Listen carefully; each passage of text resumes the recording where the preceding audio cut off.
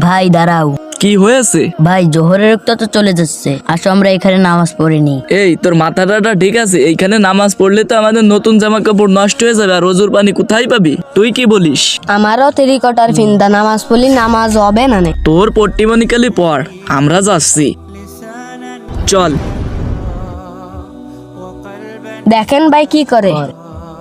এ পাগলের মাথাটা ঠিক নেই, বুঝছিস?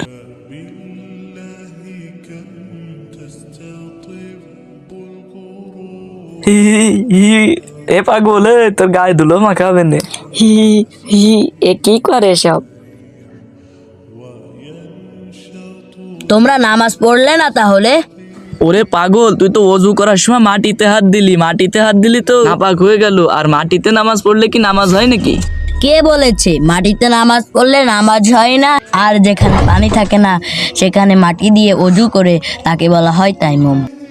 তোমরা কি জানো প্রিয় নবীরা যখন সফরে থেকেছে মরুভূমির উপরে থাকলে গরম বালির উপরে নামাজ পড়েছে, উটের পিঠের উপর নামাজ পড়েছে। নামাজকে সব জায়গায় ফরজ করা হয়েছে। আমরাও পড়ে নি। প্রিয় দর্শক, এই ভিডিওতে 50,000 লাইক চাই, এখনই লাইক করে দিন।